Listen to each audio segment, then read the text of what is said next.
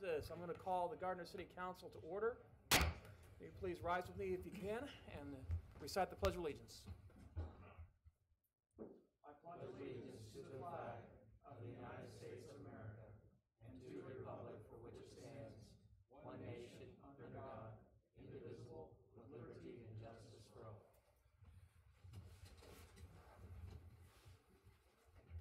All right. We have a somewhat light agenda this evening. I would like to be able to give everybody the opportunity to get out of here somewhat early and maybe even catch some baseball. There's some Monday Night Baseball going on around here, right? Not the Royals, I know, but still.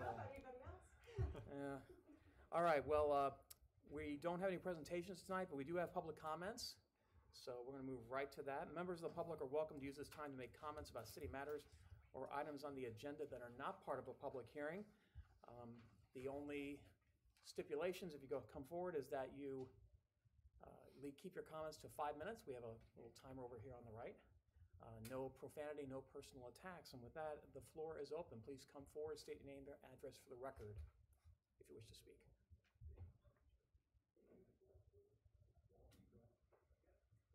It's all the same. We're all here together. No, we're not. Actually, if you could come up individually, if you have different statements to make, and we'll just keep them on separate. And that way you get more time too. Okay. So. No, I think altogether we only need maybe 5 minutes. You say that, and then things change. Well, real quickly, we're here tonight. Could you name and address for the record? Sorry. Excuse me? Name and address for the record? Yes. Walt Hutzel. It's I live on 15645 Gardner East Road. Great. And we're here this evening about a proposal that we're presenting to the city that it concerns a lake lot that is on the east side of the lake. Mm-hmm. And the lake lot is 150 feet long. And my neighbor, when he was building his house, he approached me and asked me if I would consider selling part of the lake lot to him so that he could have a dock on the lake. And I said, yes, we could probably work that out. And so we're here tonight to propose to the city that we would be issued a dock permit when we split the property, and we would also have a construction permit issued that would allow the new owner to put in a new dock. Okay. So the statement I would like to make is this lot that's on the reason. Well, anyway, about 10 years ago, we wanted to replace the dock, so we came up to City Hall and we put in for a construction permit to put in a new dock, and the city approved it, and we put in the new dock according to the specifications, along with the encapsulated foam and everything that all the new docks had. Mm-hmm. So then about 4 or 5 years ago, the city offered to sell the property that joins the lake lots to the lake. Basically, it was a city easement. Yes. And at that time, we had the land surveyed, and we bought the property that joins the lot to the lake. So now we own the lot, and we own the piece of ground that joins the lake to the lot. Mm-hmm. And so this lot, it sits along the road, but it's not really second tier because you do not have to cross anyone's property. It's direct access to the lot, and you're able to walk or drive directly onto it without crossing anyone else's property. Mm-hmm. I know there are some situations where lots where that has happened, but basically, to me, the definition of a second tier lot means you have to cross someone else's land to get to the lake access. Okay. And this lot is directly on the lake. And so anyway, that's the only comments I have. And the next guy, he's going to tell you about the dock he's wanting to put in. Okay. Thank you very much. Hi, my name's William J. Plum. I live at 15635 Gardner East Road. Mm-hmm. Michael, do you have a picture of that aerial photo of that lot? Yeah, so if you can see the lot, that's 2029. Mm-hmm. That is what Walt was talking about. And as you can see, there's no access. I mean, there's no second tier access. You can say, drive up the street, drive onto the lot, park your car, walk across the street. The wall, I talked to Jeff Malott at Johnson County Developing, and he said that we can split the lot without any issues. So I'm asking for a variance to see if, you still consider this lot second tier, if we can get a variance to where we can put a dock on there and do a permit. Do you have a picture of the dock that we're wanting to put in? And so if you can see the dock, that's what we're wanting to put in. So it's not just an old square wood platform. We're wanting to put a nice structure up there within the parameters of your requirements to build the dock. So it's it's a proper square footage. It would be a concrete decking, metal roof, encapsulated foam. So it all reaches the requirements of the Gardner and federal requirements for all the waterways. So that's where we're at. Appreciate your time. Thank you very much. Thank you. Thanks, Wayne.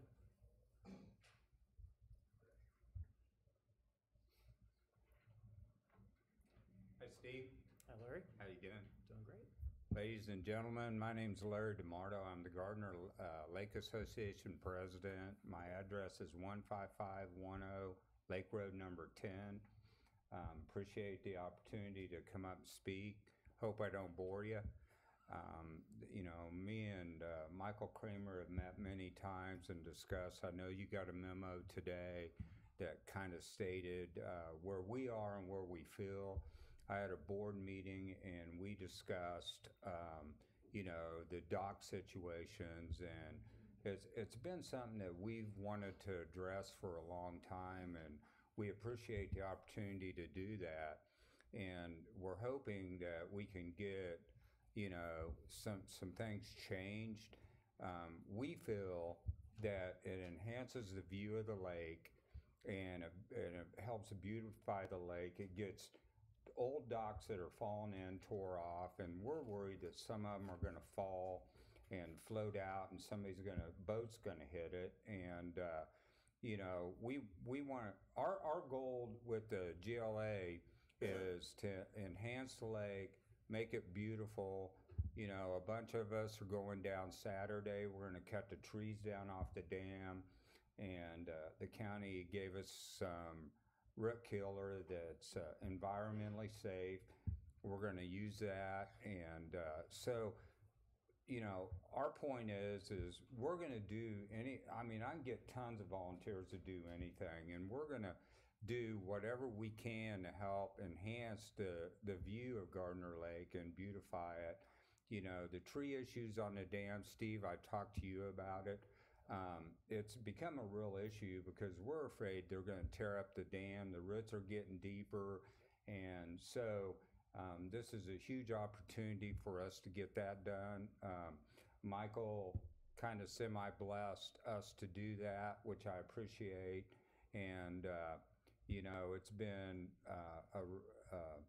Steve came to our residents meeting last March, I believe it was, and talked about he wanted to start a partnership with us, and we want to partner with you. There's been a lot of animosity with people on the lake. A lot of those people are retiring or moving to old folks' homes or passing away, unfortunately. And so new people are getting, younger, newer people are getting, buying homes on the lake. They're tearing down older homes, building nice homes, taking care of their yards, getting junk out of the yard, which we've needed to have done for years. And, since I've lived on the lake for 10 years, and since I've been there, it's just amazing to see how much culture and how much better it is, living on the lake now. And so I hope we can resolve this issue. Michael and I have spent many, many hours discussion. I'm willing to discuss anything with anybody one-on-one. I got a good pair of boxing gloves, so anyway, that's pretty much all I got to say.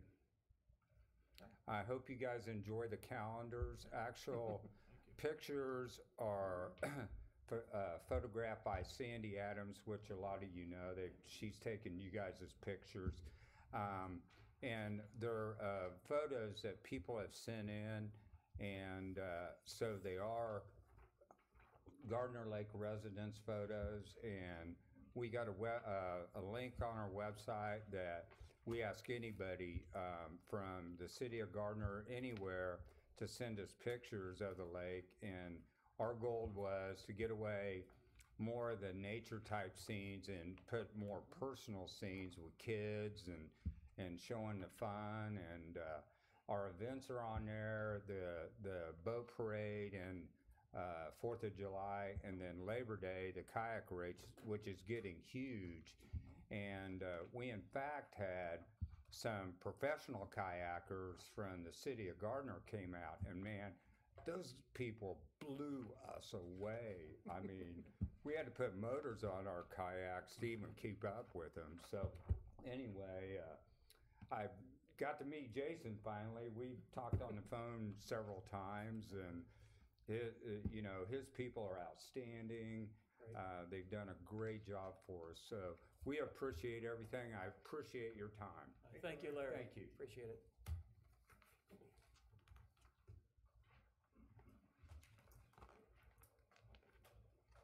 Hello, I'm Chuck Lawrence, and I'm the Vice President of Gardner Lake Association.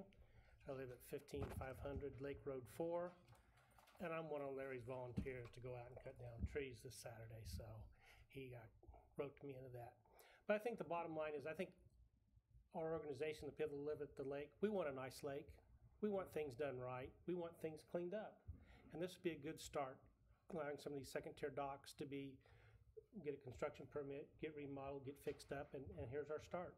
And Larry took most of the wind out of my sail, so I'm just a vote of confidence for Larry and the Lake Association. Thank you. Thanks, Chuck.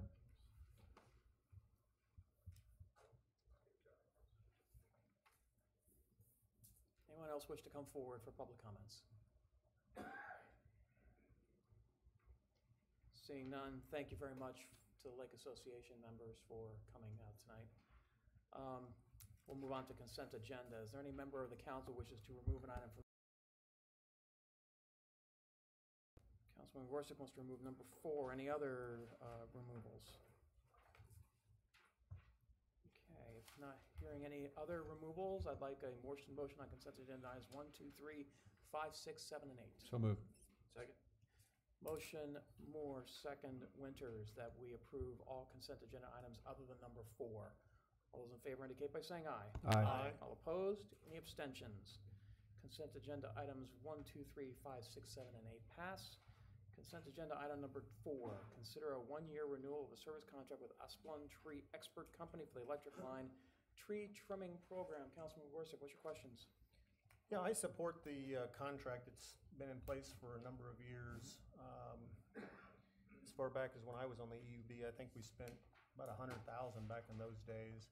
The question I had was for Gons, is it still a viable program? I know it helps us proactively, keep lines or trees out of the lines and so forth, but with respects to all the hard work and investment we've done in the last, 7 or 8 years, is it still a viable program?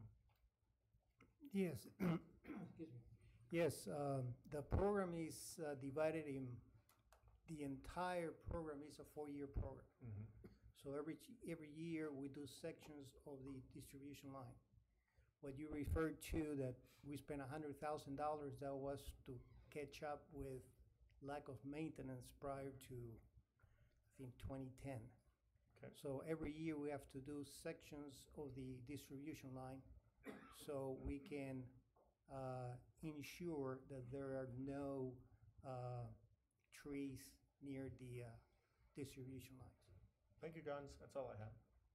Okay. Just as a follow-up there, so what we're doing now is we're past the catch-up phase, obviously.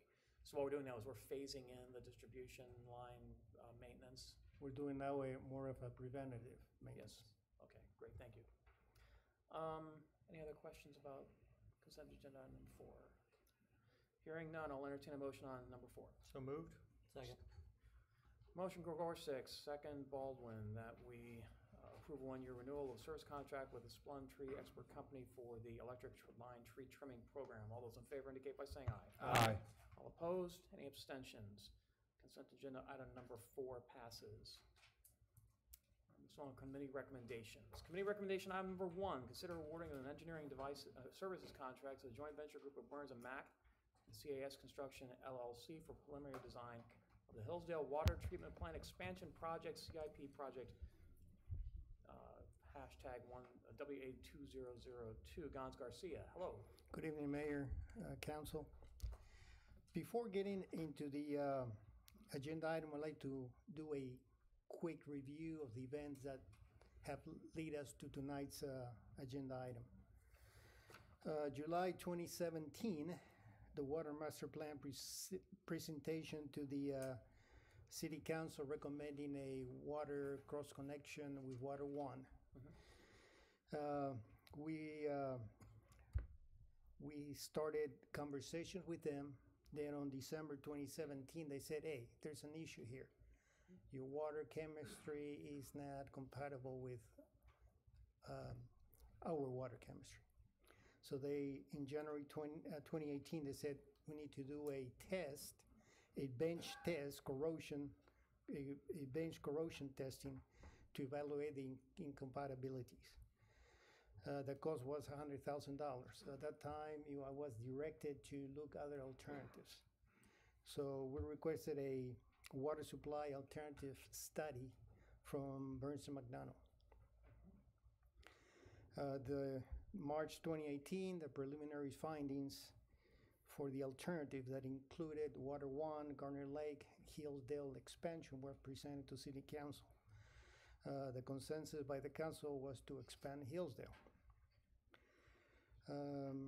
Then May 2018, during the wastewater rate study presentation by Larkin, Lamp, and Anderson, they stated that the Hillsdale expansion was needed before 2021. Then after the water restrictions, summer 2018, there was a question if we need 2 million or 6 million. That brought us to a work session November 19th, 2018, that we presented the 2 alternatives. And at that point, the City Council told staff to move forward with the 2 million gallon day facility. Any questions on the history? So on January 4th, 2019, Utilities Department advertised a request for qualifications for the Hillsdale expansion using a progressive design-build approach. 3 companies responded, or 3 design-build teams responded to the RFQ. There were Crossland Heavy Contractors, Midwest Engineering Group, Goodwin Brothers and CMT, and Burns and McDonnell and CAS Construction. According to purchasing policies, a selection committee was formed that included myself, Michael Kramer, Matt Wolf, Jeff Lemire, and Lisa Elmore. The selection committee evaluated the qualifications and determined that we needed to interview all 3 because we felt that all 3 were qualified. So on February 20th, we interviewed the 3 design-build teams. And after the interviews, the committee unanimously chose the joint venture group Burns and McDonnell and CAS Construction for the following reasons. They are a local company and they have vast experience in design-build projects. They have an in-depth knowledge of the local suppliers and the labor market. And one that was a decisive factor was they proposed an accelerated schedule to deliver 1 million by 2020. which is summer of 2020. Now, the project will be divided in two phases. The first phase is the preliminary engineering and pre-construction service. The second phase is a progressive design build service, which is the actual construction once we determine the final design. On a note regarding Johnson County Water District, Water 7, they have retained the consulting firm Lamp and Reinerson to evaluate the impact of being part of the expansion or not. The findings will be presented to the Water 7 board for review and determine what they want to do about it. So our recommendation is to execute a engineering service contract for phase 1 of a progressive design build contract with a joint venture, Burns & McDonnell CAS Constructors, in the amount not to exceed $312,582. So I have Burns & McDonnell here, and also Jeff Lemire, if you have any questions. Thanks, Gons, appreciate it. Any public comments on committee recommendation item number 1? Seeing none, any questions for Gons or Jeff or Burns & Mac representatives? And are they, where are they? Oh, in the very, very back. Aye. Yes. Yes. Gons, can you just refresh, we agreed on the 2 million gallon per day, that was upgradable, correct? That's agreeable to 6. To 6. And then the Water 7's potential involvement would be, can you just kind of skim over that real quick? We met with Water 7 late last year, and we asked them if they were interested in being part as helping with the finance, or if they want to buy wholesale water in the future.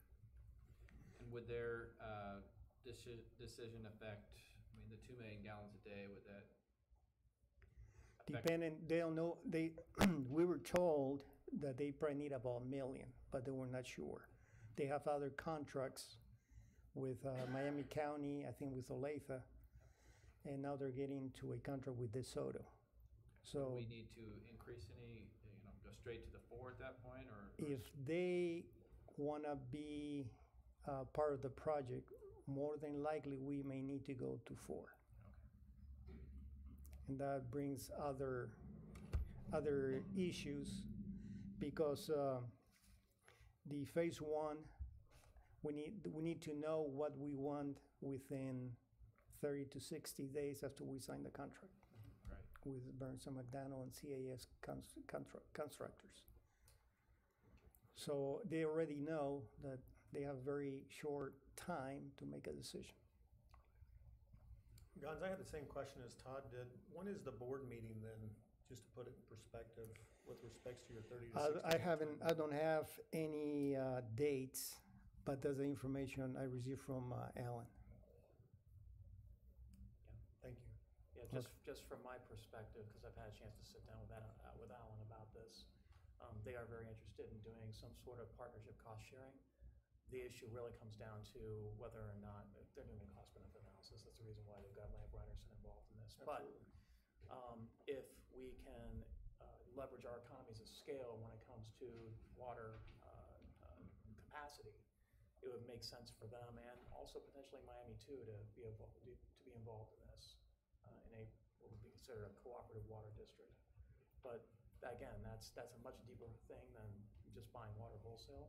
Although we can provide it for them probably a lot cheaper than some other entities out there, particularly Water One and Olathe.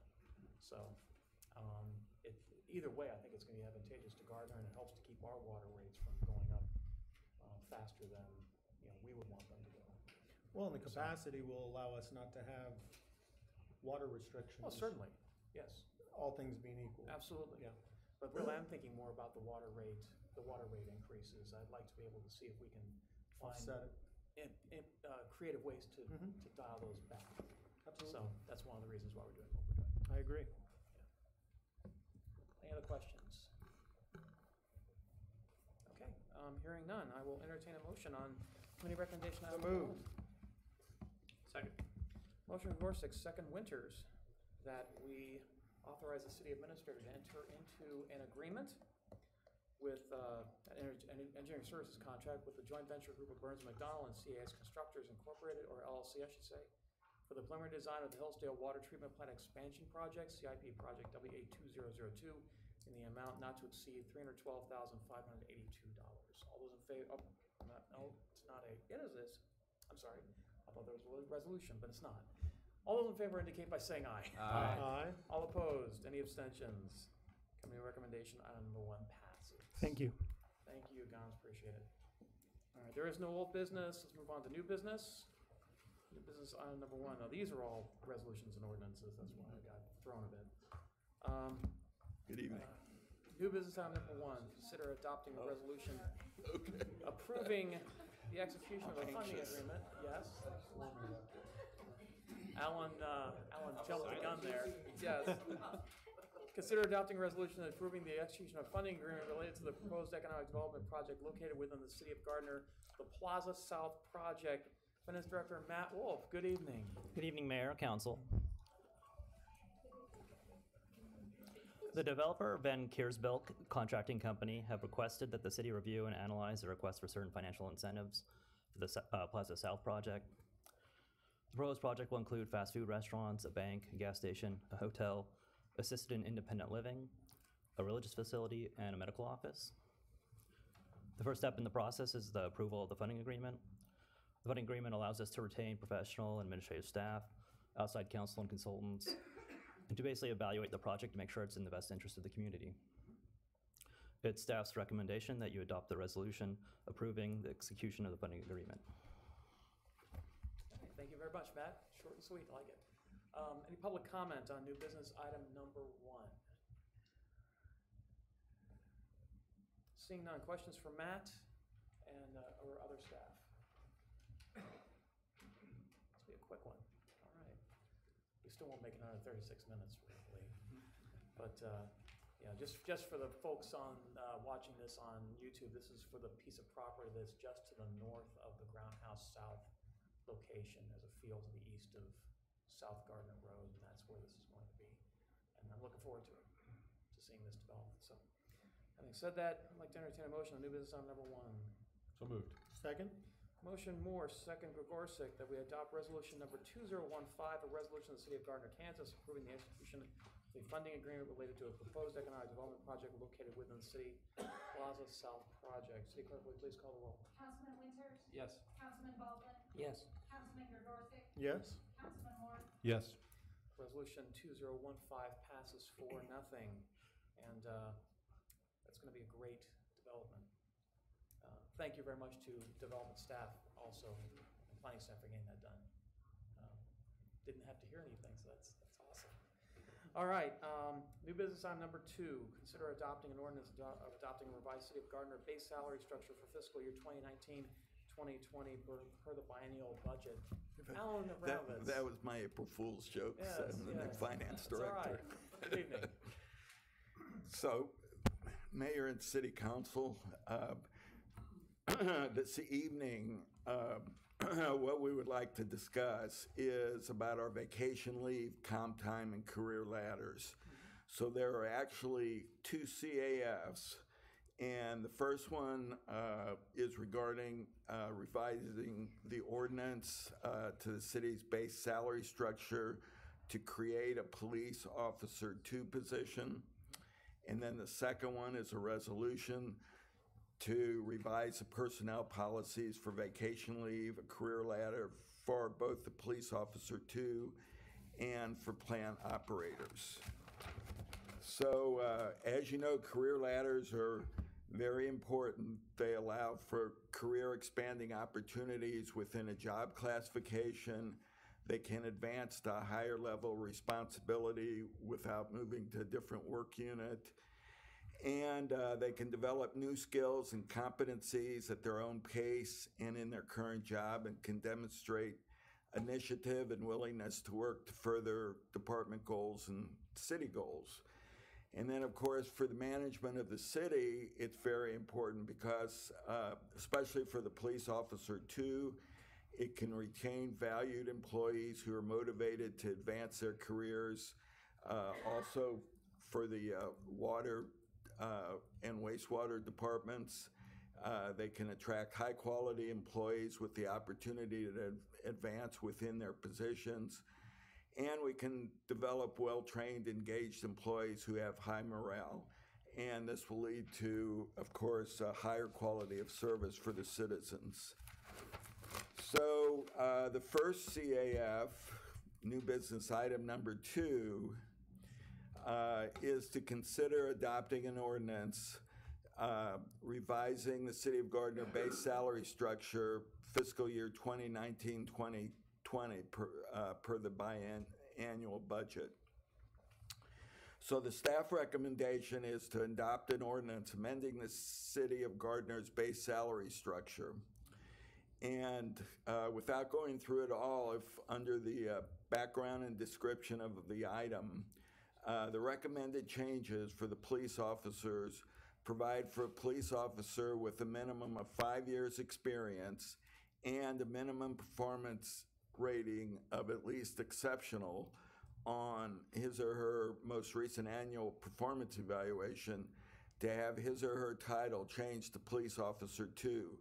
And upon the title change, the employee will receive a 5% pay increase while remaining within the same pay grade. Of course, any part of the increase that would be above the top of the assigned pay grade would be received as a lump sum payment, which is what we do with merit increases. This change would have a maximum annual cost of $10,800. Now, I might also add, it's not on the CAF, but I might also add that other cities that I know of that have police officer 2s are Leawood, Lenexa, which calls it a master police officer, Merriam, also a master police officer, and Shawnee has a police officer 2. So, any questions on As this? soon as we get through public comments, we'll Okay. probably be asking some questions. Thank you, Alan. Any public comment on new business item number 2? Seeing none. Questions for Alan or staff? Yeah, I have one. Okay. What was behind the decision to go with the title police officer 2 rather than some of the other ones that have master police officer? Just a discussion with the chief, and we thought that that would be the best rather than calling it a master police officer. I'll let him comment. Police officer can or sometimes does not have additional responsibilities, so I didn't want to confuse those terms. Right. Thank you. Chief Pruden, how many officers would this affect with those expectations that Alan just rattled off? Since it's after 5 years, it would affect 29. But they still have to have the exceptional. Absolutely. Right. Meet the expectations. Sure. Okay, great. And from the standpoint of retention, I'm assuming this has been very well received by Right. the staff and is going to help us to retain some really good officers. All right, great, thank you. So currently, there's only 2 tiers, 3 tiers? Currently, there's a police officer, corporal, sergeant, captain, and then the chief. Okay. So this just So throws these individuals would remain a police officer with the same duties, but because of their experience and performance, they would be raised. Okay, fair enough. Okay. All right, any other questions regarding this? All right. Hearing none, I'll entertain a motion on new business item number 2. So moved. Second. Motion Moore, second Winters, that we adopt ordinance number 2611, an ordinance adopting a revised City of Gardner base salary structure for fiscal year 2019-2020. City Clerk, will you please call the roll? Councilman Baldwin, Yes. Councilman Gregorczyk, Yes, ma'am. Councilman Moore, Yes. Councilman Winters, Yes. Or I'm sorry? What was the? 2611. 2611. Yes, ordinance 2611 passes. Okay. New business item number 3, consider adopting a resolution 2016 is going to be the number, revising the personnel policy manual 2018 edition. Alan. Okay, before we actually go to the specific resolution, I do have a presentation, the vacation leave accruals. And since this is what we're talking about, I just wanted to give you some background information. Currently, as you can see, this is our current vacation leave accruals. I'm sure it probably doesn't mean a whole lot to you just looking at this, but I will tell you that right now, until you get to about 4 or 5 years, where you're actually, an employee is actually accruing more sick leave than vacation leave. So I know all of you work for probably corporations, well, or have employees, and that really can be and is probably a motivating factor for people to call in sick rather than to use their vacation leave, because they're actually accruing more sick leave than they are vacation leave. Also, actually, since I've been here, I've heard concerns expressed by various employees that our vacation leave is not adequate as compared to other cities or counties. And so we have taken a look at that. And this is what we're recommending, is to actually, rather than change every year, there's really not a specific reason to do that. We're combining this into 5-year increments, and you can see what the amounts are. And this will make us very competitive. Of course, this will help with retention and recruitment. And then just additional background information. Here is a comparative chart showing what other cities and counties are providing. And we look very seriously at Johnson County because they're a major competitor for many jobs, especially police going to the sheriffs, and then also Olathe. So we wanted to be equal to or more than these entities, so we have a fighting chance when recruiting and retaining employees. So here is also a comparative chart showing what our current per pay period accrual is on the far right, and then what our recommended rates will be. That's the first column, or actually the second column. And then the annual accrual recommended as compared to what they would accrue now.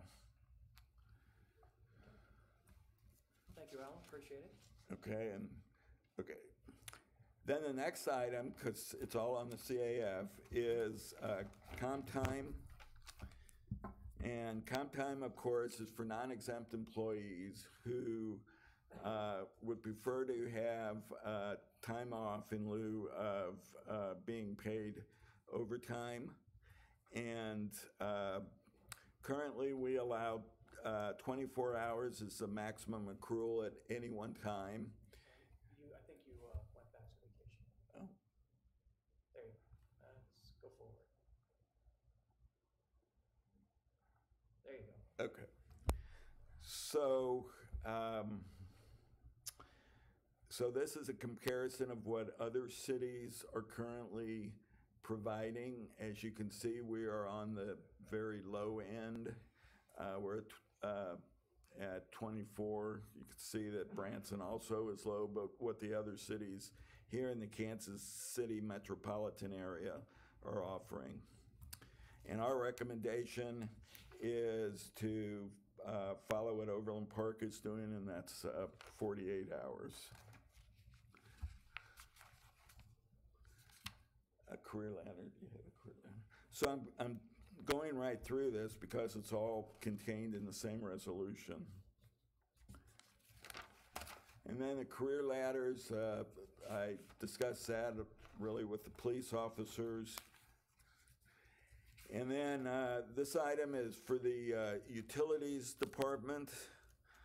Utilities department, in particular water and wastewater, they have a very defined leveling based on the certifications they are able to receive through the state.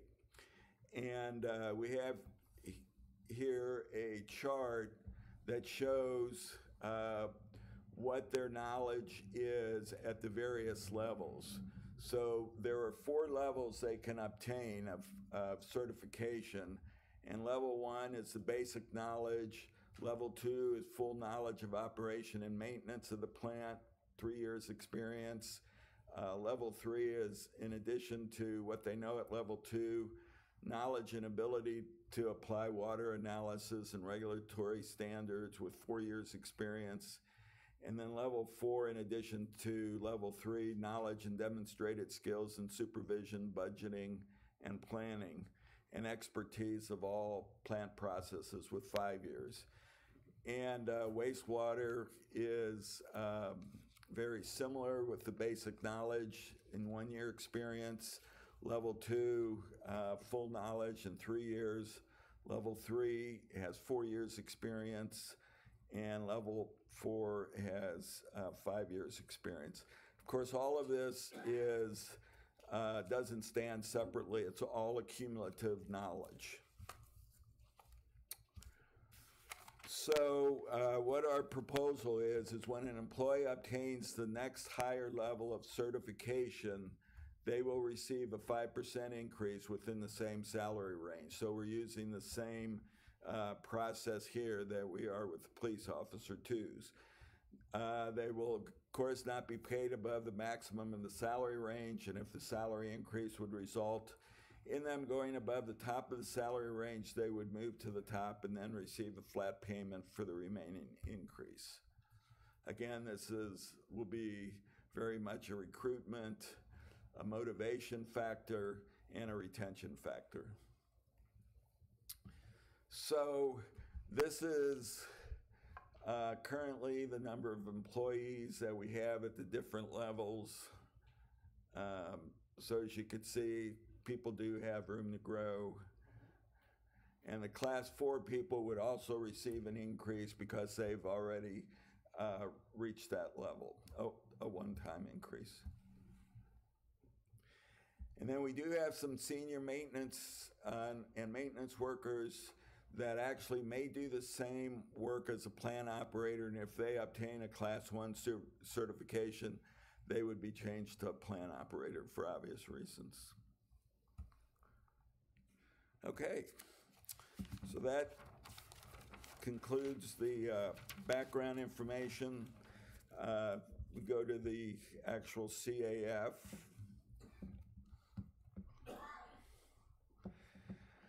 And I won't read through all of the CAF. I think the key parts is on the vacation accrual. You see the chart that is there.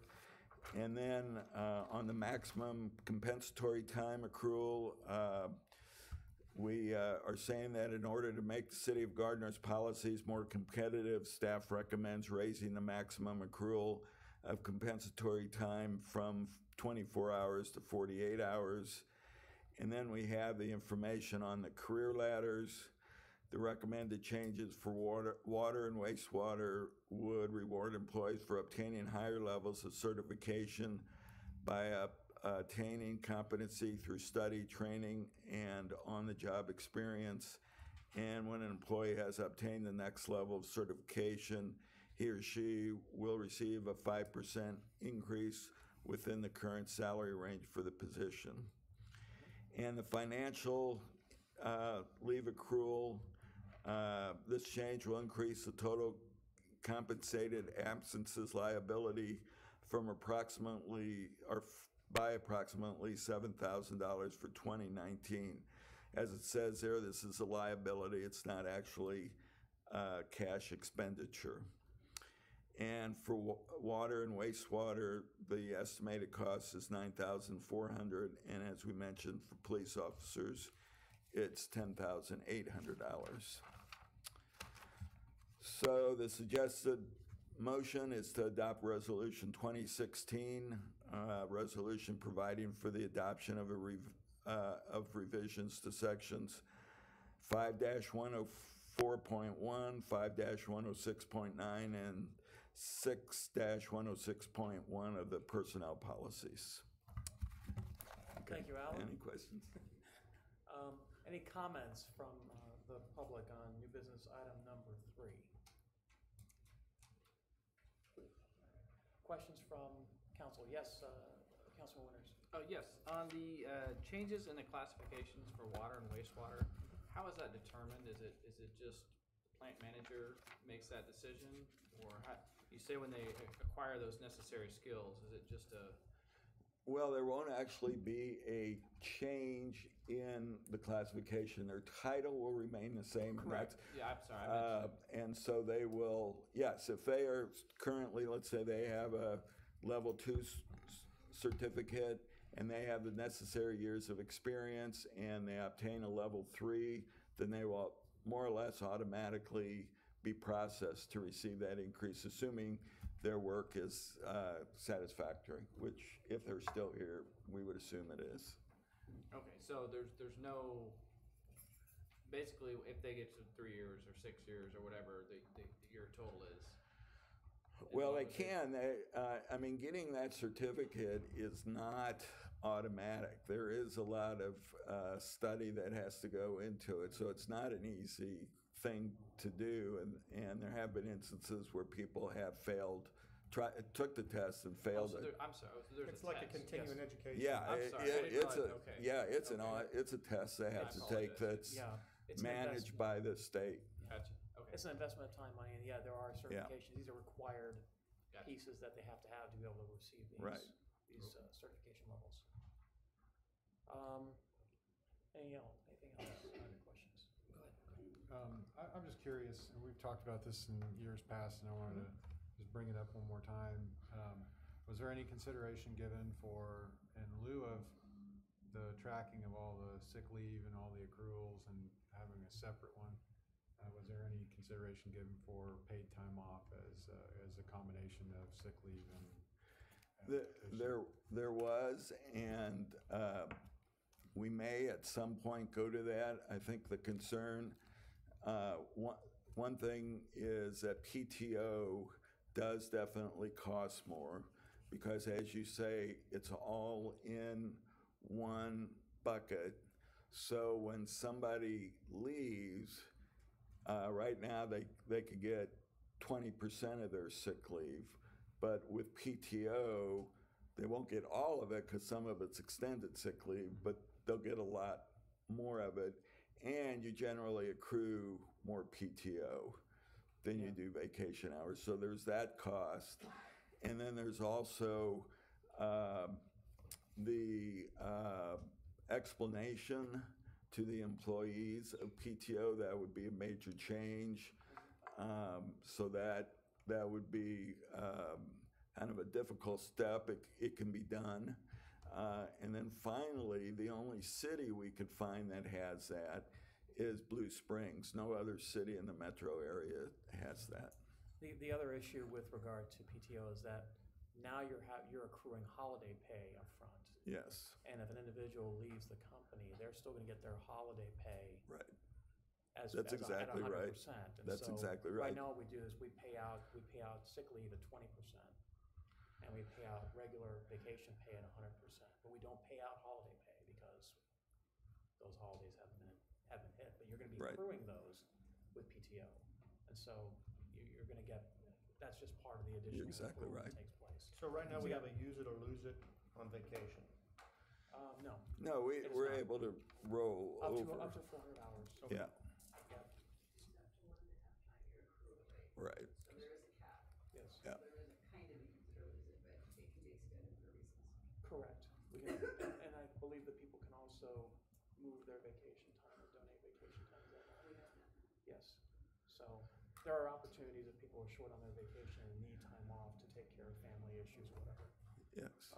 So, One additional issue that municipalities run into as compared to the private sector in terms of PTO is what was another piece of what Alan presented, which is non-exempt employees are allowed to accrue comp time.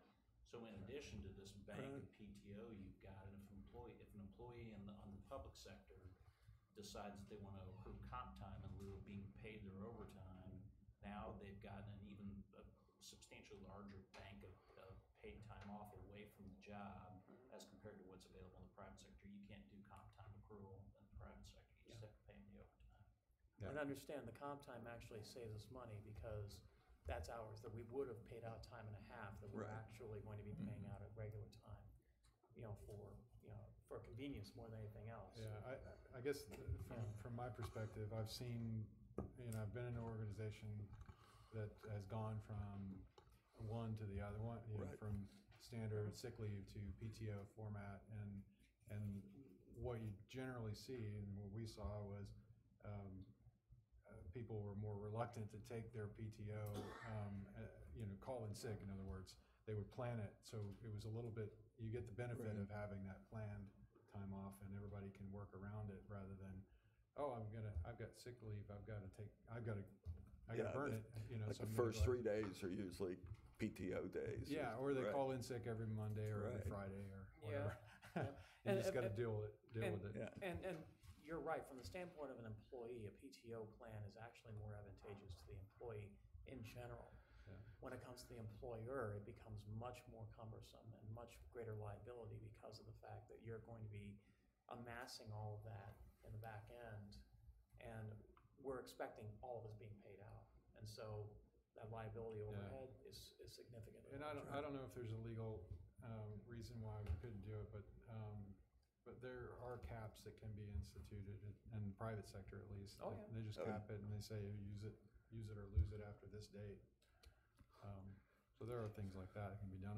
It seems to me that it's the burden of tracking all these accruals and having all these different formulas is probably a lot more burdensome than just having one formula, and it's based on the it started when somebody starts, and then you have the 5-year increment. You start at 2 weeks of vacation, then you go, or 2 weeks of PTO, and you accrue I think it was 5 days of 5 additional days. So it's 3 or 15 days of PTO per year up to 5 years, and then it goes up to 4 weeks, and then on and on. Well, every 5 years there's a different increment.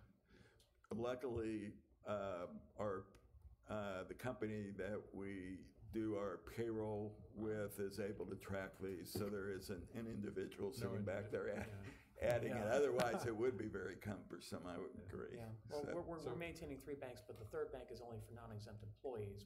What's the percentage of non-exempt to exempt in this organization? No, not off the top of my head, I don't. I think it's about 50-50 if I'm not mistaken. Is it 50-50? Okay. Yeah. So my question was just whether or not it was considered, and I appreciate the answer. Yes, it was. We've had long conversations about it. So, echoing or following on to that, the chart showed how we compared with proposed PTO or vacation hours versus other cities, but I didn't see what our sick leave was versus the others, because those two added together can be substantial. I mean, you get to 15, 20 years, you're talking 10, 12 hours of pay period. Well, our sick leave is a flat amount, and I never could remember, it's 3.69 per pay period, and that stays constant throughout your employment. Right, but what are the other cities? In other words, if you had gone to PTO, what is the comparison versus all the other cities that we're using as a benchmark? I can't answer that. Do you have an answer? Yeah, I do. I mean, just from my labor negotiation history, I know that it's pretty typical for municipalities to do basically a day per month. Okay. So it's 8 hours a month. Yeah, 3.692 is almost a day a month. Right. Yep. Okay. And then another question. So I understand the utility workers, once they get their certification, is when they're getting this bump. But why is there not a requirement that they have the exemplary review in addition, right? Because police officers have to have continuing education. Why is it just because you've met the time and you passed the test that you don't also have to have been showing good promise as far as your work ethic? Well, you would have to have at least a satisfactory performance evaluation, and I think what we were thinking is with the police officers, there's no specific tests that they have to pass, but with the utility workers, they have to have the burden of passing that test, and as I said, it's not an easy test to pass, so we didn't want to put the extra burden on them to receive that higher performance evaluation. It comes back to demonstrated competency. Right. What the test is because it's state sanctioned and it's, so. You know. But Yeah. I guess I'm looking at this 5% more as a bonus, more as a you have not a bonus in the sense of, well, it could be if you hit the max, it is flat, but in the sense that you've demonstrated additional improvement. Well, it seems like then you would probably be hitting your exemplary for your rating for the year as well. Well, I understand satisfactory is, if you're thinking about letter grade, I mean, satisfactory is a B to C rating. So you're going to allow a B or C though with. So if you're expecting A's in order to be able to get that bump, I'd have to look at other locations, other municipalities, but that's a really high bar to set. But there's already an expectation that you're going to do the continuing ed anyway to keep furthering your education. Well, to keep your certification. No, I mean, there is no requirement that people obtain the next level. If they want to stay where they are right now and continue their job, they can do that. We're not going to force them to get the next level of certification. But if they get the next level of certification, that would be their reward, is to get the 5%. So, they're already doing, like I say, at least a satisfactory, if not better, job.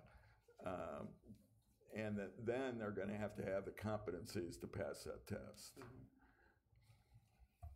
I think that's fair enough. I mean, if we're asking them, we want them to increase their competency. Right. I mean, we want them to do it, but we're not going to force them.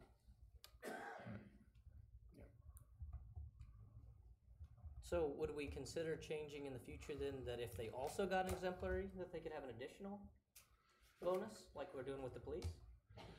Well, I mean, we can, but I would hate to do, I know we're doing that for the police, but I think that's a special case.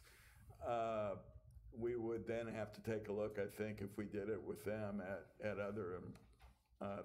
other employees in other situations. And I think really the best way to handle that is, obviously this is not the time, but in our discussions of merit increases when we get to that in budgeting, is to look at it at that time. And also understand the police officers are getting a new title along with that salary bump. That's correct. So if we're talking about putting in a ladder for those water and wastewater operators, now we're talking about potentially adding another position. I understand that, but there's already positions that they can go in pay grades for water and wastewater operators, and those are going to require that demonstrated competency anyway. Yep. So it kind of seems like they're going to be bumped into those grades, whereas the police was different. They were staying in the same pay grade, different title, but it's not like they achieved this additional responsibility. Competency maybe, but not responsibility that pushed them up to corporal or detective. These people in water and wastewater will stay into a title. Yeah, the same title. They'll just get a bump also. Because if they were getting a promotion, that's already built. We wouldn't have to change their. We wouldn't have to change the personnel policies because that's already built in there. So what's the differentiation then between? Pull back up. the title change for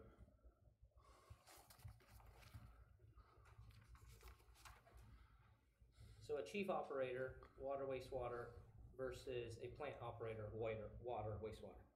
Well, the chief operator is, of course, right now is a level above and can have some supervision over the regular plant operators. Okay, but the plant operators, the chief operators are generally have the level 4. The other operators will stay as an operator, but they will get a bump up in salary if they get their certifications. Okay. Any other questions? Randy? So Alan, all of this, and I think it's been great discussion, all of this is in the name of better recruiting and retention, correct? Exactly. So what I'd like for us to mull over is taking a look at our tenure bonus program and understanding how we can use that to bridge the gap and reward those that service our community and our city. I don't quite know how we should fund that or what have you, but I just wanted to get that out there. So, you know, Bob Smith has worked for us for 15 years and met these requirements and shown, you know, he's going to be compensated for that, but we're not actually saying, hey, Bob Smith, thanks for being with us for 15 years. I'd like to consider that we look into some sort of tenure bonus structure or program. And I believe we already do. We have one for months of service. We do have one, but it's not very robust. Well, yeah, I mean, we could actually continue that program, and assuming the budget could stand it, and just raise it up raise the dollar amount up. I mean, we could do that. Well, we probably do a little bit of an analysis on that. I'm all for looking at the possibility of reforming our tenure program. We do have one in place. It's I think it's $100 for every month. No, it's Okay, so it's $1 dollar for every month. $1 for every month. With a floor of 50. Correct. So. But the employees would appreciate $100 a month. Yeah, so I second that motion. Yeah, so that'd be amazing. But the city might have to issue bonds. But in all fairness, I think that's something we need to look at. Making it more robust. No, I think that would be something we could look at. Absolutely. But we have to look at this from the standpoint of what our budget can absorb. Sure. That's really what it comes down to. Right. So. That's why I said look, not spend. Yep. Anything else? Okay. Okay. Thank you, Alan. Appreciate it. I'll entertain a motion on new business item number 3. So moved. Second? Motion winner, second more, that we adopt resolution number 2016, a resolution providing for the adoption of revision sections 5-104.1, 5-106.9, and 6-106.1 of the Personnel Policies and Procedures 2018 edition for the City of Gardner, Kansas. City Clerk, will you please call the roll? Councilman Gregorczyk? Yes, ma'am. Councilman Moore? Yes. Councilman Winter? Yes. Councilman Baldwin? Yes. New business item number 3, resolution number 2016 passes. New business item number 4, initiate an action to change the Land Development Code allowing for designation of Planning Commission as the city's Board of Zoning Appeals. Mr. Larry Powell, good evening. Good evening, Mayor, Council. This is the next step in the process. It was actually started in discussion late last fall, and then was brought to you in a little more official manner in January, and then on a consensus of opinion to tell staff to move forward to the next steps. So basically what we have to do after reviewing the statute is to, the next step was to bring into compliance our existing code through a text amendment, which you would initiate, and then would go to the Planning Commission for review and recommendation to come back to you in May. So they would see it in April and come back to you in May. And if you look at the timing of this, we have the 3 members going off of the 7-member Planning Commission at the end of May, and the Board of Zoning Appeals timeframes. There are three of the 5 people that we have. We only have 3 people in the 5 positions on the Board of Zoning Appeals at the current time. They would roll off at the end of July, and so the timing is such that if we needed to initiate this tonight in order to stay on track to have the time for the clerk to publicize for openings to bring back to you so that you would have time to appoint people to fill those 3 positions so that we could keep on track with having a full planning commission in June. because we do have things coming down every month for the planning commission to review, and without an adequate planning commission, of course, those items do not move forward. So the action tonight is to ask you to initiate the text amendment change for the land development code. Okay, thank you, Larry. Any public comments on new business item number 4? Seeing none. Questions for Larry or staff, and I would like to preface the comments on the dais by saying that this is this action is not, we're taking the existing set of planning commission members. They're automatically on the new commission, other than the 3 that are rolling off. Correct. And that there would be interviews with the folks from Board of Zoning Appeals who might want to be members of the planning commission, as well as anybody from the outside who wishes to apply as well. Correct. The normal process would be in play to backfill the 3 positions that are going off. Of the 3 members that are rolling off, unfortunately, we have 1 member that is served his number of terms he can serve, and so is not eligible to reapply. And then we have another one that has an expanded family coming along and felt just like he would like to spend more time with the family, so isn't reapplying. And then we have a 3rd member that hasn't quite made up their mind yet. But yes. We have, in essence, we believe all 3 going off, and 1 possibly might re-up. And then, of course, you would need to have backfill all the positions. Correct. So, Mayor, just to clarify, and Yep. I'm just listen, repeat, complete, the repeat part. Mm-hmm. So we're not changing we're not eliminating the current members that were recently appointed. Nope. Only those that are naturally fallen off. We've got 3 that are falling off. They're ending their terms in May. We've got 3 members of the BZA. All 3 members of the BZA are going off in July. So what we were looking to do, we're basically consolidating the 2, and a lot of that's to streamline the process of approvals or any kind of appeals that might take place. Again, we're trying to look at different ways to be able to make the planning and zoning processes more streamlined. This is one of those initiatives that we had discussed way back in the fall and winter to get this done. So no personnel changes. The existing planning commission, the ones that are not rolling off, are going to continue on the planning commission. There's no changes there. And the reason I'm asking that is because if we stop the progress of the planning commission, we essentially go out on I-35 and click off the open for business sign to closed. So I don't want to slow down the opportunities that are with us and in front of us. There's never been a consideration to do that. Thank you. First question. Yes. Since we have 3 planning commission members rolling off in May, and you've got 3 BZA members, the only 3, rolling off in July, is there any reason when we combine this, we wouldn't just have the BZA members fill those spots for the next 2 months and then replace? I would assume that you could do that if they were interested in being in that position, and they have not indicated a desire yet through any application process or through any conversations with us on staff that they would be willing to serve in that capacity at this time. So I think we have to give them the opportunity to make that decision. Sure. Exactly. And as far as streamlining the process, since the BZA meetings are typically canceled, what exactly are we streamlining? Well, yes, go on. At the current time, this room is reserved 12 times during the year for BZA, tying it up on the first Tuesday of every night, whether there is a meeting held or not.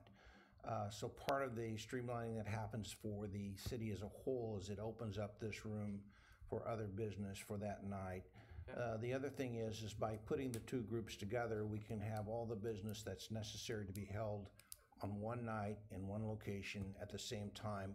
One group would basically adjourn when it was done with its business. The other group would then start or initiate its action and finish and then adjourn again. So they could literally move from one group to the other, taking care of the business as they needed to.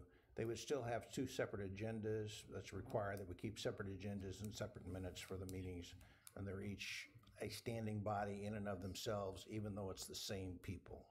Yep. And let me address a couple of other issues that have arisen through social media and other outlets. The BZA's role, as it's defined in statute, is very limited. Okay, They are only allowed to consider variances on items that do not fit code. And so when we're talking about the planning commission can only talk about things as they pertain to code, so inside the scope of code. So there was a question about conflict of interest, that, you know, if somebody was, why would you have it the same hearing for the same group for an item that would be considered an exception to code? And the reason why is because it's not under the planning commission's purview anyway. Correct. They can only look at items pertaining to the code and the staff recommendation, obviously, and then there's community standards involved, but they can only stay within the limits of the code. BZA is chartered to be able to allow for exceptions outside the code. And by state law, we're required to have two separate standing committees or boards or county commensals. But they can be, by state law, the same people. Yep, and actually most communities in Johnson County that we've looked at, especially the larger communities, are using. A number of them have merged those over the years. Exactly. To that point, I think the fact that the legislature specifically allows for a single body to act in both capacities is an acknowledgement by the legislature that there is no such conflict of interest. Correct. So, hope I didn't steal anybody's thunder or questions, but I wanted to address that. Any other questions? All right, seeing none, I'll entertain a motion on the business item number 4. So moved. Second. Motion Moore, second Winters, that we initiate text amendments to the Land Development Code to change the number of members who serve on the Board of Zoning Appeals. All those in favor indicate by saying aye. Aye. Opposed? Any abstentions? New business item number 4 passes. Time for council updates. Does staff have anything for the members of the council to consume? I'm going to start with City Attorney Ryan Denk. Nothing from me, Mayor. Okay, Finance Director Matt Wolf. Okay, Amy Nasta. No, sir. Chief Pruding. Yes, at Councilman Baldwin's request, we looked into the NRA Eddie Eagle Gun Safe Program last year.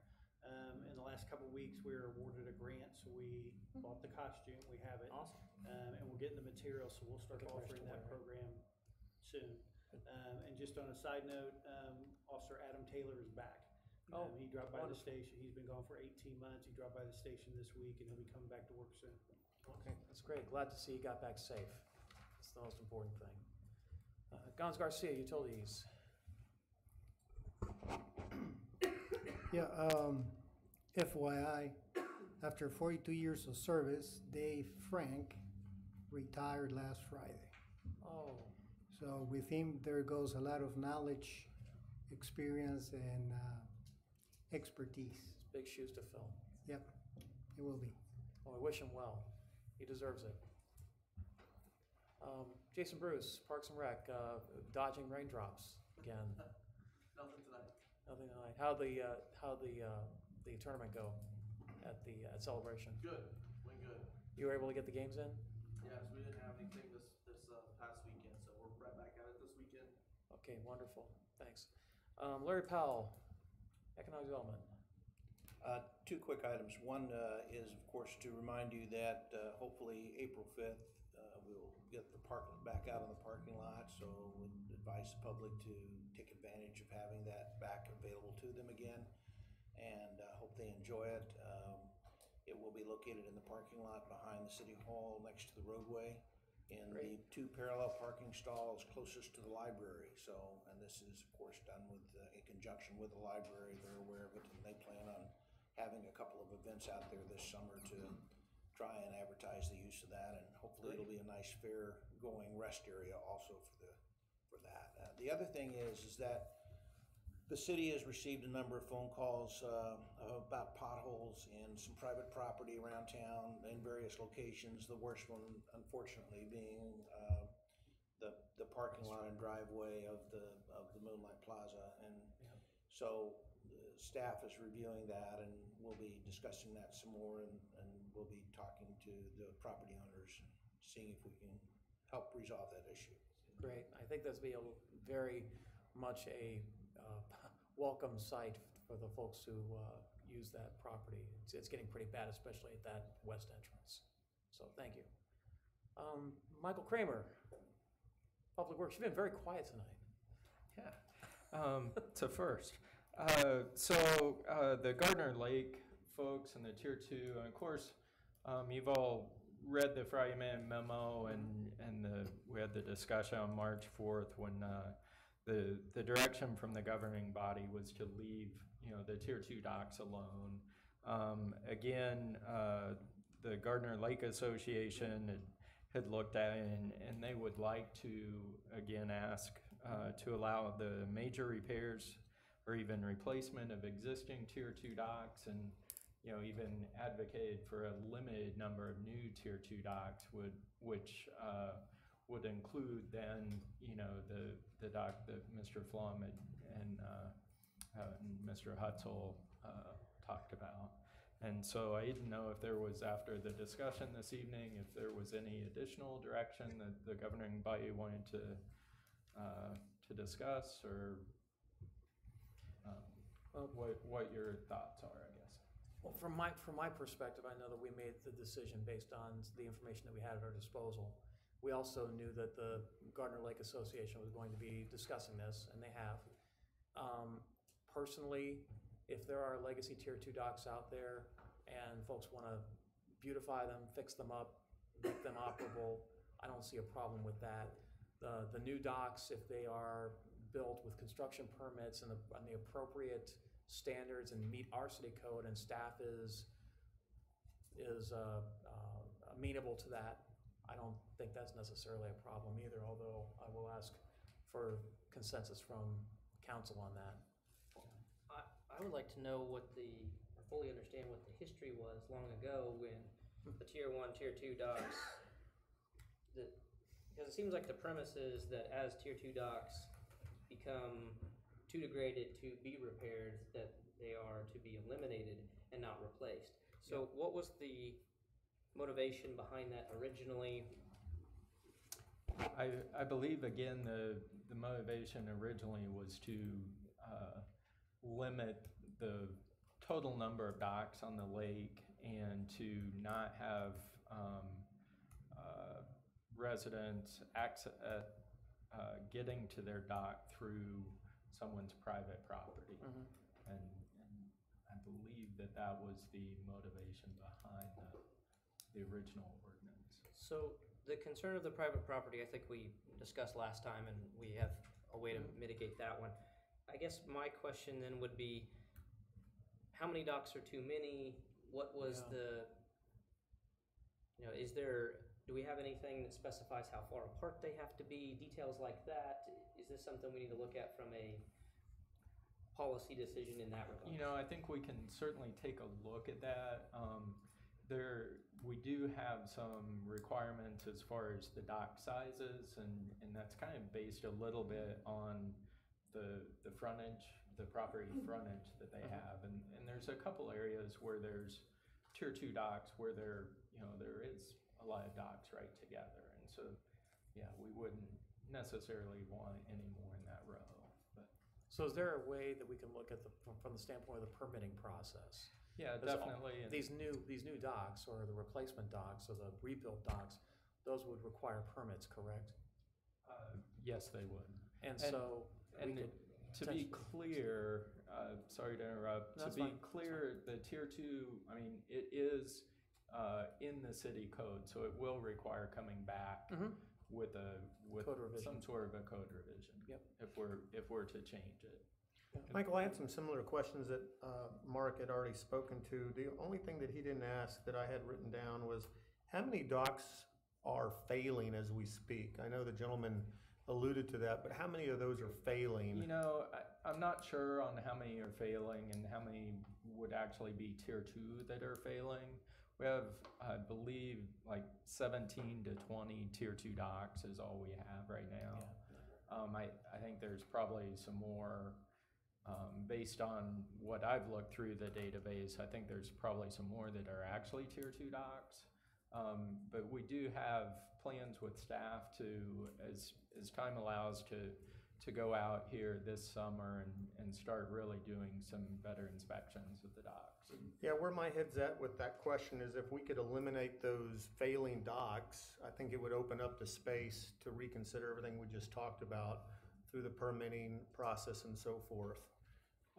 So clear out the old to understand how much new we can bring in, and then play along with the rules and regulations through that permitting process. Well, my thinking is that those individuals that have failing docks will have an opportunity to replace that dock with a new dock. Yeah, that's they would what have I to go said. through a permitting process, but just, we don't want to just tell them to get rid of your dock and then we'll think about giving you a dock. No, they would have an option either to upgrade that meets these requirements, or it's failing in disrepair, I'm too old, or I'm not down at the lake enough, or whatever their case might be as a property owner, then they could, pivot from that. Oh, well, certainly. I mean, Yeah. either way, the failing docks become a hazard, and I think that Yeah. Larry made it very clear tonight Right. that, they don't want those docks breaking up and ending up in the water. Yeah, no, I support what Larry was speaking to. Yep, exactly. So I had a question on the dock question that the gentleman brought forth this evening, the strip of property in particular. My understanding with Tier 2 dock is that it's adjacent to land that doesn't have private property abutting it, whatever those words are. Sure. You have to along the go lake. through somebody else's property. to get to Right, it. yeah, you don't have to access it through someone else's property, is my understanding was, that's a Tier 1 dock, and if you do have to access it through someone else's property or public property, then that's a Tier 2 dock. So the dock in question, is it Tier 1 or is it Tier 2? Well, so that's a good question. So historically, and there's, in talking with other staff members and such, that particular piece of property, because it's really not buildable for a home, has been considered a Tier 2 dock because the resident can't be on the water. But is that really a criteria? I thought it was access. Yeah. It has to do with access. And the Tier 2 the word resident, and like I said, historically, that's how staff has applied it, and so that's how I continued to apply it.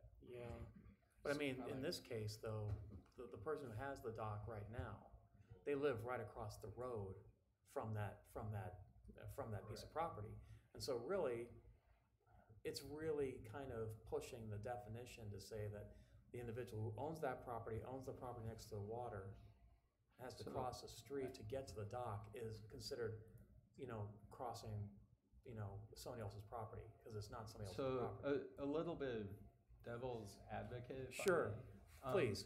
So one of the concerns you have, if it's just property ownership, is, I can sell you a piece of my property to put, it can be a small postage stamp off of my lake lot that's adjacent to the water. Sure. For your dock. And that, that's one of the things that I think is avoided by the resident definition and having a home. And that's understandable, but in this case, I think you've got significant amounts of frontage, and I think this, where we can potentially word the development code to allow for docks, but the property size needs to be a certain size, enough frontage on the actual lakefront, in order to be able to make it happen, so it wouldn't be a postage stamp. It wouldn't be a very small piece of property. And accessible through a public right-of-way and not necessarily Correct. through private property. So what's the current frontage ratio to dock size? I don't know if we have one. Because that would answer your postage stamp. So I'd have to look, but it's really the dock is 30 by 20 is the size that's generally allowed, and we've allowed up to 30 by 30, I believe. Question about the Lake Association. Is it set up in any kind of governmental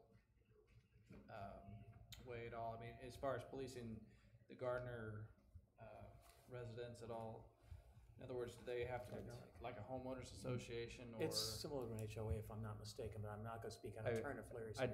Yeah, we currently, we register with the state, so we're considered a nonprofit organization. Yeah.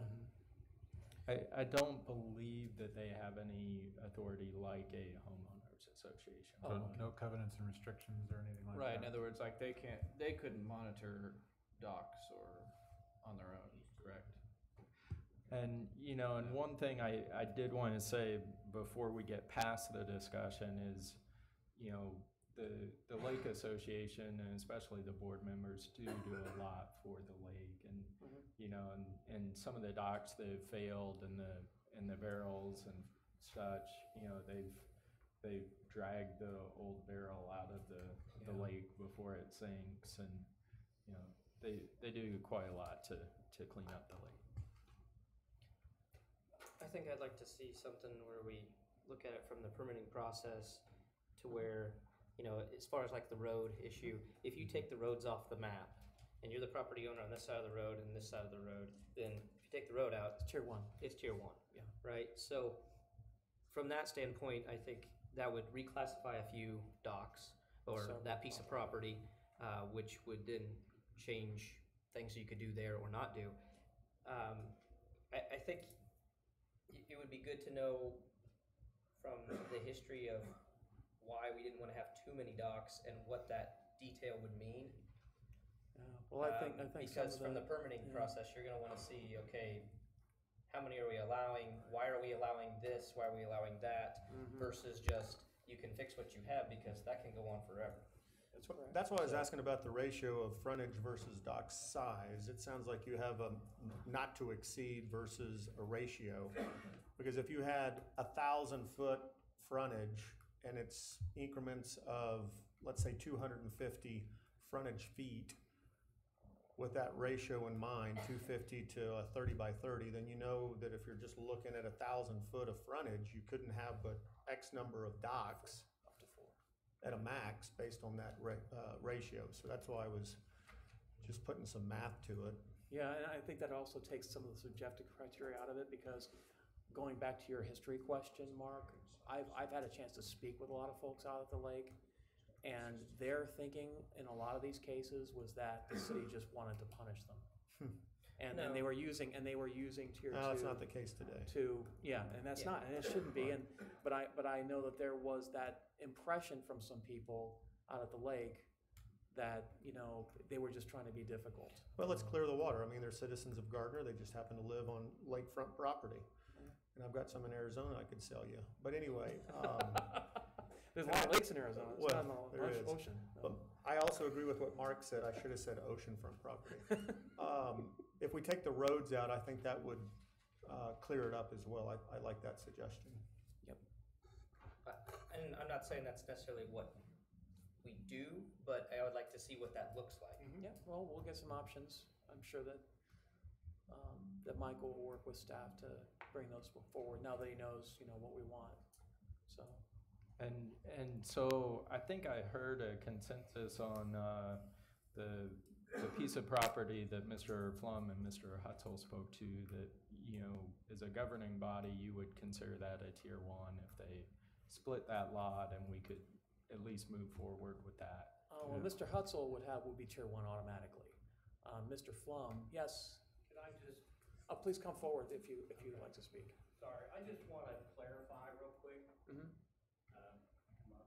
Walt Hutzel again. Yes. But the reason I mentioned what I mentioned earlier is the city has recognized this lot as a first-tier lot when they sold the land that joined the lake. If it was second tier, they wouldn't have sold it. Correct. And also, they recognized it when that they issued us a construction permit to put a new dock on it. That's great. So on different occasions, the city has recognized this lot as a first-tier lot. Great. And that was a clarification. And I'd they like should to have. put in. And they should have. Well, and that's the precedence we should work from. I can't speak for all the other. I think it's almost like on the lake.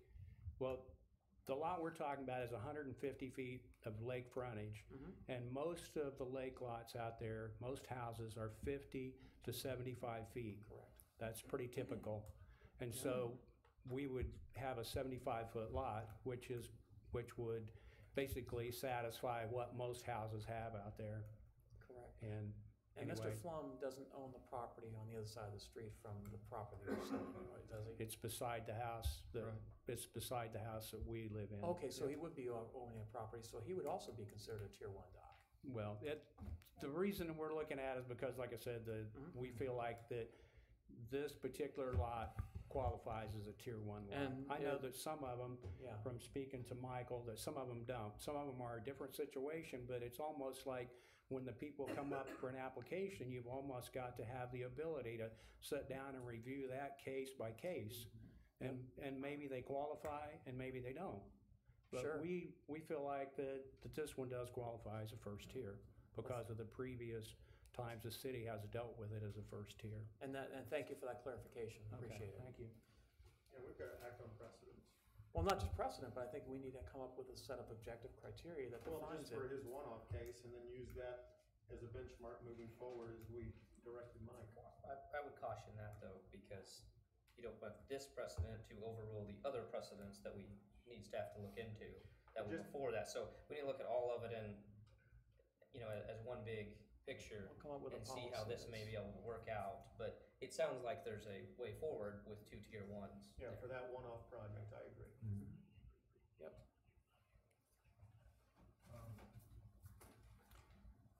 Okay, and so, let's see,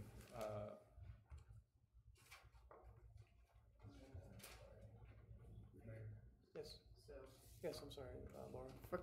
for my clarification and staff's as well, have you reached a consensus for Mr. Hudson and Mr. Flum's specific property without involving it into the big picture? I believe so. Yes. Yes. Not for me, no. So Because I have nods. How many nods? Is that a consensus, Mr. Mayor? Yes. We've got 3 We got 3 nods to 1. to 1 shake. Okay, so 3 nods to a shake. Then I would suggest that Mr. Kramer move forward with, and Yes. the citizens have heard. Yeah. Correct, and then going forward, we need to come up with that specific objective policy that will incorporate the concerns of the lake residents, but also the concerns of the city from the standpoint of not oversaturating, from the standpoint of dock frontage. Does that make sense? Director Kramer, are you good? I'm good. Is the lake that's fine. association My good? only concern there was to do that before we address their situation. I understand, but I think that they have a time sensitivity because there's a land Well, sale. it might push us a little bit too. There's a land sale involved. Well, we will be pushing on that, so. All right, thank you. okay. All right, anything else, Michael? A couple things. Oh, more a couple things, okay. Yeah. You're making up for not being. Pretty much, Yeah, yeah. exactly. So on March 21st, we had our field check of the Gardner Road and I-35 Phase 1 interchange. And of course, that's the field check plans that have gone to KDOT. In that meeting, we had our consultant, we had the KDOT Metro engineer, road design, local projects, transportation planning, and the KDOT road team leaders. Moving forward, there were no real issues coming out of that that can't be dealt with through the final design and construction details. We expect that final design to go back into KDOT in September. Great. Part of that, and then advertise for bids in November and bid in December. And so once those plans go back into KDOT, it's usually 3 or 4 months before you advertise and for their review time and such. So we'd expect construction then to begin in the spring. Spring of 2020. Spring of 2020, yes. And wrapping up the construction would probably be about a year and a half, wouldn't it? Well, actually, hopefully it'd wrap up in 2020. In 2020, Yeah. okay, well, that'd be great. And again, that's a preliminary schedule, but I think the consultant put quite a bit of time and effort and thought into it. Good. There are lots of moving parts and pieces and ongoing, issues, but the project is moving forward and I think on a good track with KDOT. And then from the And then from the standpoint of phase 2, we'd start that in 2021. That would be the first of the 2 bridge decks to be I built. believe it's 2022 or 2023. I can double check on that funding. A little further out, huh? It's a little bit further out. Boy, I wish we could get that in sooner than later. Well, maybe KDOT will have some money. They can push that project up a year. And then Lee left. Lee needs to come back. Because, so for the first time in a while, I wanted to talk a little bit about the Gardner Municipal Airport and the sewer. It hopefully will get, yes, for the sanitary sewer airspace clearance very soon from the FAA. We did see some There's a lot of jokes you can make about that. Yes. It's underground. I don't know. But we did see some communication on that from the FAA in the last week, asking some questions and such. I do have signed and sealed plans and calculations ready to go to KDHE for their review and approval. And the news that I really wanted to share, and we'll bring back more in the form of some council action items at our next meeting. KDOT has funded the Gardner Municipal Airport's sewer extension. Oh, right. And so that's a grant of a project value of $226,000, and they'll be paying 90%. That is wonderful news. Airport improvement through KDOT. That's great. So there you go, Lee. Look at that new sewer extension. Yeah. Excellent. All right. That's all I have. Thank you. I always like hearing, a couple of $100,000 of free money. That's great. I love it. Okay, interim city administrator Laura Gorley. No, sir, all those tough facts will follow. I got none. Okay, good. Lee Moore, I'll get you on the first for staff. I just have one item that's just to remind everybody that the first Saturday of every month there's a really cool fly-in sponsored by the Vintage Aircraft Association Chapter 16 at Gardner Municipal Airport. They have pancakes, they have airplanes. It's really fun. Bring your kids. It's cool. As long as you don't have airplanes pancaking, that's right. Yeah. I'm sorry, that was a bad joke. My apologies. Strike it from the record. That's it. Yeah. I'll move to strike my last remarks from the record. Todd Winters. Yes, I just want to say I'm sad to see Dave Frank retire. He has been here a long time. He said, I think 40-something years. 42, yeah. So that he will be definitely missed. He used to come to our council meetings frequently. It's been a while, but he would show up to about every single meeting. So not as entertaining as they used to be. Yeah. So just happy he was here and sad to see him leave. Good luck. Yeah. He's one of the 2 or 3 employees that had longer tenure here than our interim city administrator. 42 years. I'm not even 42 years old. I know that. I know that. It's like you started working here like at 10 or something like that. Exactly. So anyway, Randy Gorsick. Mayor, nice to meet you. I'm Randy Gogorsic. Yes, I know. Larry Powell is right Larry's over there. over there. Yes, exactly. And that's not an April Fool's joke. Yes. I don't have anything, but I would echo what Todd said. I actually saw him at City Hall after my Friday council briefing and wished him well and said, hey, man, how did I not make the invite list? And he wanted to keep it kind of on the down low. So I didn't make the invite list either, so don't feel bad. So I put a thank you card into him and mailed it down south. I believe he's also on the doorstep of getting married, so he's got quite a retirement time and a travel buddy, it sounds. So I'm happy for him, and I do appreciate his 40-plus years of service. Absolutely. I'll second that. Mark Baldwin, you're the last one up. I would like to echo all of Dave's service. He was very helpful when I was on the EUB.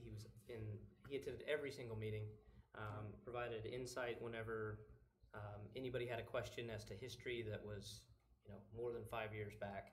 So he was very knowledgeable, very helpful. So he will be missed. And I would just like to thank Chief for pursuing the Eddie Eagle program. Thank you. All right. Well, I don't have much to contribute tonight because, well, you guys have done such a great job of stealing my thunder. You can echo what they echo. I will echo what everybody else said here. And, actually, Dave Frank is going to be. I said he's got whoever comes in is going to have big shoes to fill. He was a pillar in our utilities organization. He will be missed very greatly. So, having said that, we do have an executive session on the agenda for tonight. We're going to need about 15 minutes, I believe, for that. Yes, we'll go on ahead and dismiss other staff. Laura, if you could stay along with the city clerk. The rest of you can go. I'll entertain a motion on executive session. So moved. Second. Motion Gregorczyk, second Moore, that we recess into executive session pursuant to KSA 75-4319B1 to discuss personal matters related to non-elected personnel, beginning at 8:40 p.m. and returning to regular session at 8:55 p.m. All those in favor indicate by saying aye. Aye. All opposed? Any abstentions? We stand in recess.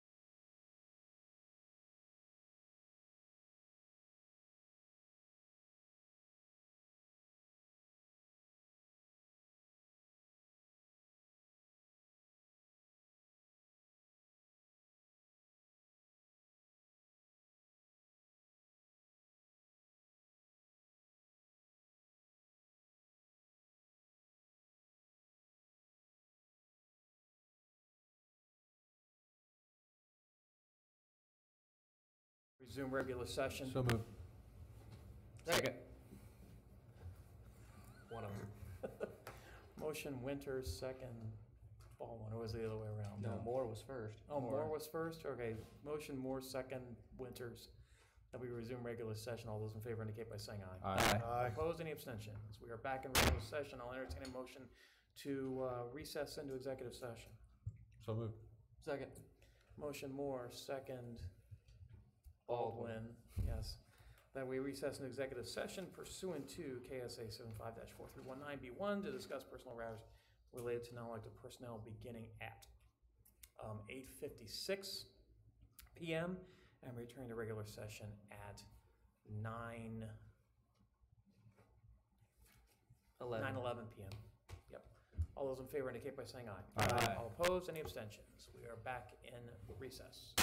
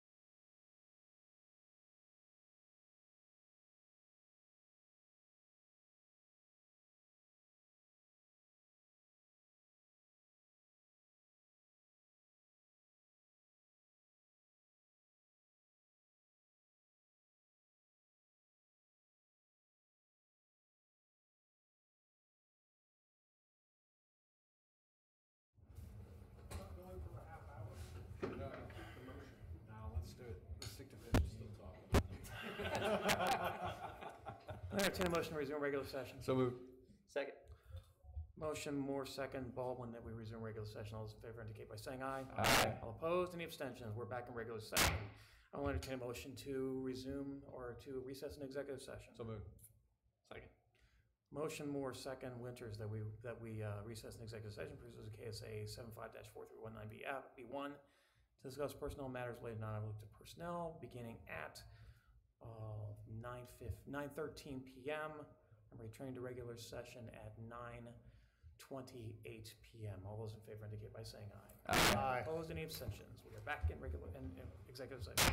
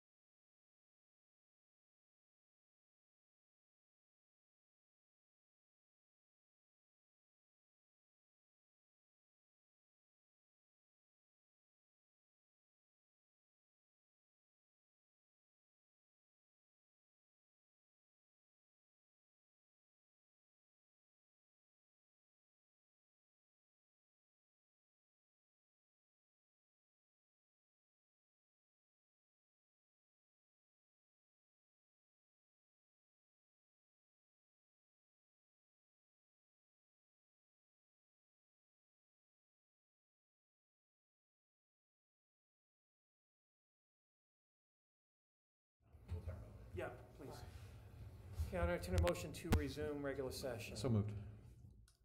Second.